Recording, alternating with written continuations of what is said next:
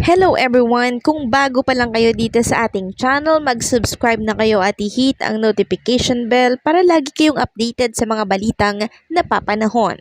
Welcome po sa Durs 2.0. Andito na naman ako para maghatid ng mga bagong balita tungkol sa TVJ at isa na nga sa ating pag-uusapan ay ang apela po ng Tape Inc. sa Court of Appeal kahapon na kung saan gusto nilang baliktarin ang desisyon ng korte na inisyo po sa kanila nitong January 5, 2024 na nagresulta ng daglian nilang pagpapalit ng titulo sa kanilang programa dahil po sa TRO.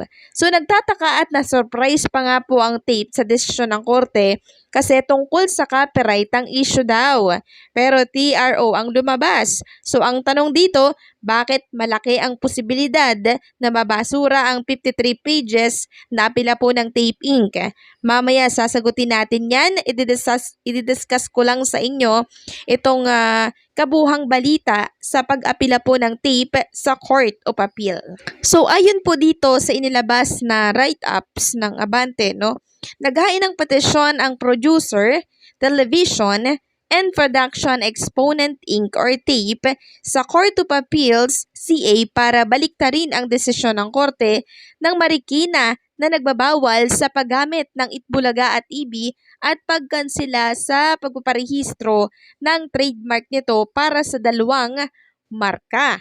Inihain ang petisyon nitong Biyernes, Enero 19, ni Tape Legal Counsel Maggie Abraham Garduque na humihiling sa CA na baliktarin ang desisyon ng Marikina Regional Trial Court Branch 273. So actually, ngayon po dapat yung deadline ng kanilang 15 days sa pag-apila. Pero nagpol po ng Sabado, kaya ang last day nila is kahapon, Friday yan, 19.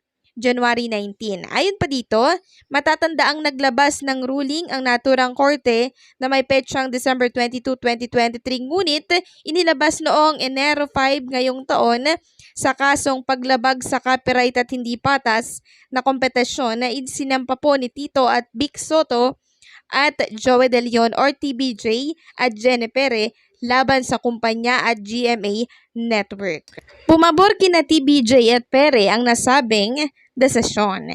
And ayon po sa desisyon, judgment is hereby rendered in favor of the plaintiffs. TBJ and si Jenny Pere po ang tinutukoy. And against the defendant permanently enjoining defendants, Television and Production Exponent Inc. and GMA Network Inc. from using Itbulaga.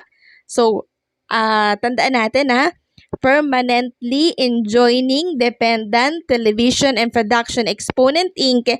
and GMA Network Inc. from using Itbulaga EB and Itbulaga and EB, including logos associated with the mark in its shows, program, projects, or promotions. So, napakalinaw, ng desisyon po ng korte. So, ano yung hindi maintindihan dito ng Tape Inc., no?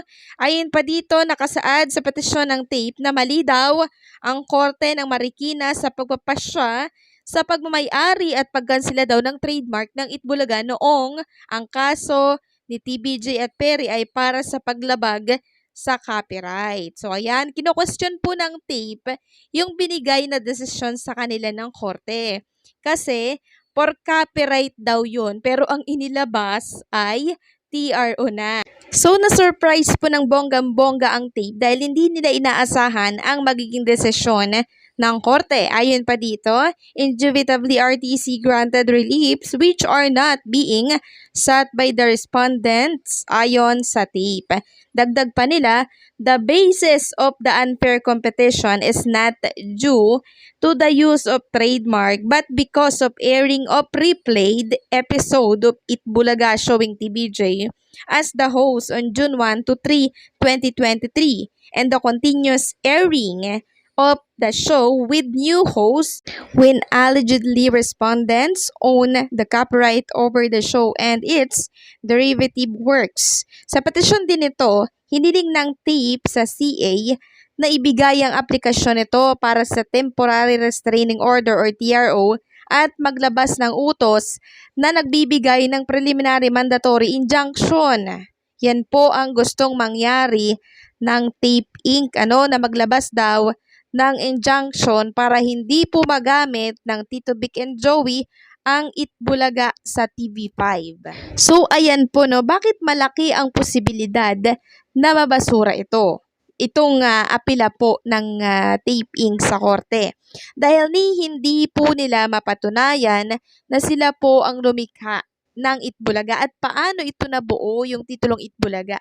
Doon palang ligwak na po sila. Tapos gusto pa nilang baliktarin ang desisyon ng korte hindi nga po nila mapatunayan na sila ang lumikha noon. Kung paano napunta sa kanila yon, 'di ba, ligwak po. So napakalabo po nito. And ayon nga po dito sa komento ng isang netizen, hindi pa rin maintindihan ni Attorney Maggie yung permanent injunction, yung trademark na sinasabi ni Maggie kasama doon sa injunction. Pinagsama na lang ng Marikina RTC ang injunction, copyright infringement at unfair competition. Nagmamaranong pa nga si Attorney Maggie sa TBJ, ang complaint lang daw ng TBJ copyright infringement.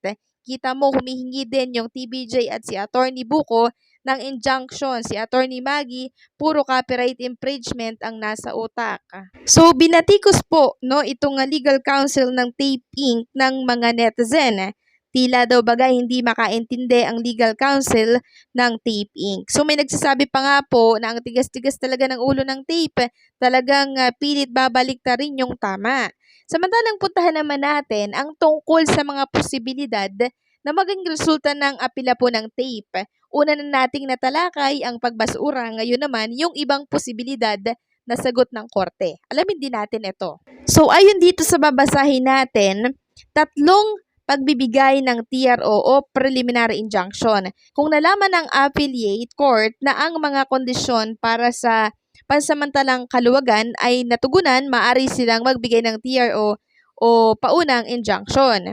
Pansamantala nitong suspindihin ang pagpapatupad ng permanenteng utos ng RTC na epektibong makakapigil doon po sa desisyon ng korte.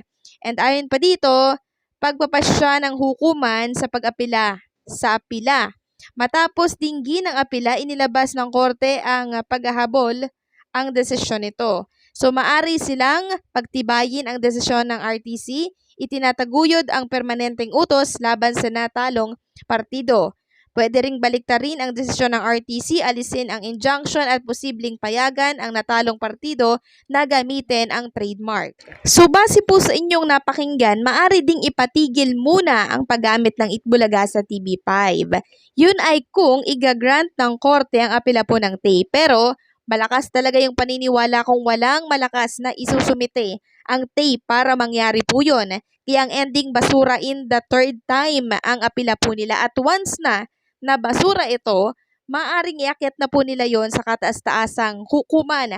Hanggat pwede silang lulusot po yan para agawin ang Itbulaga sa TBJ. Pero napakalakas po ng laban ng TBJ at hindi po yun masisira ng isang mga agaw lamang.